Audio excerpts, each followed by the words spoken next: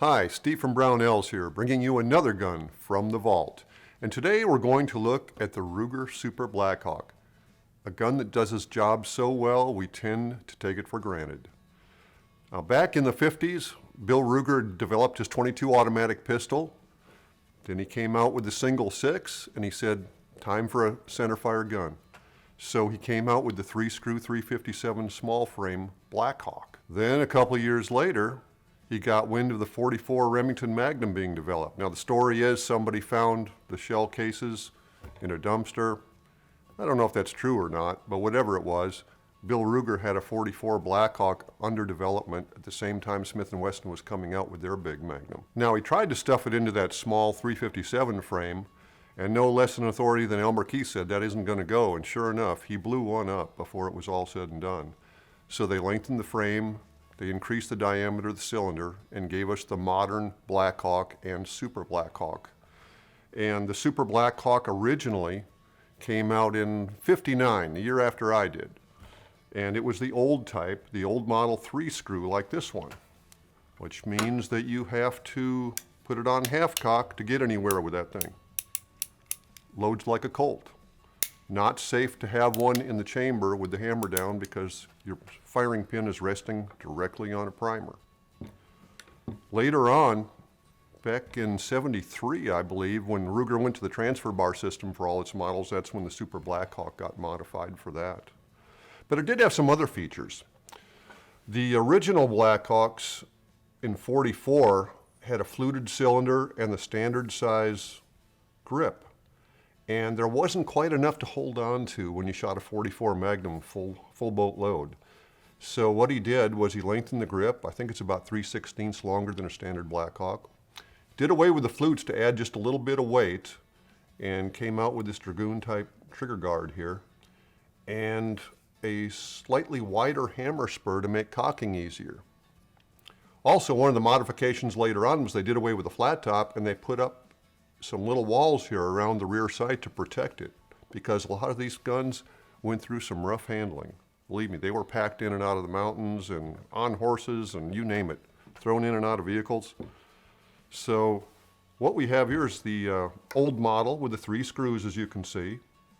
Compare it to a new model Blackhawk here, which has the pins, and when you open that up, you don't need to put it on half cock, obviously.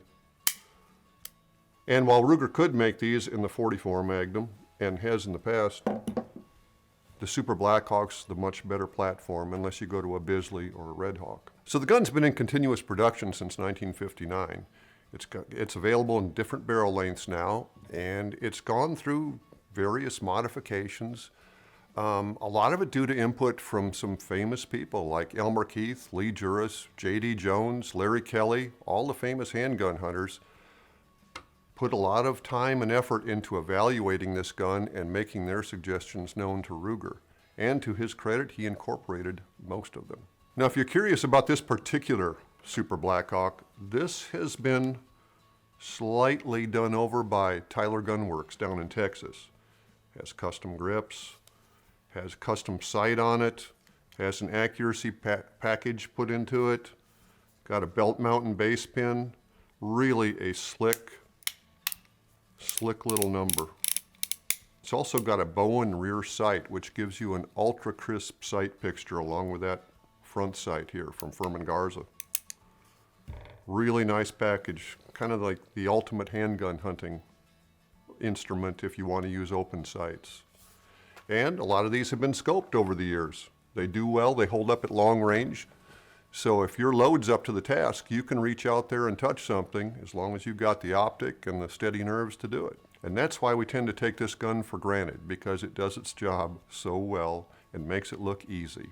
It's kind of the standard by which all others are judged. And when you look in your loading manual, it doesn't say loads just for Smith & Wesson. It says loads just for Ruger when they go up on the pressure curve, because this gun will handle what you dish out. Great design. They don't break often, if at all. I like working on Rugers. I much prefer it to a Colt. And you couldn't ask for anything more. So that's the Ruger Super Blackhawk in a nutshell. If you have a Blackhawk, Super Blackhawk, Bisley, something in 44 like this that you hunt with, we'd like to hear from you. What have you done with it? What mods do you like done on yours, or what would you like to have done? Leave us a comment below and hit that subscribe button if you haven't already.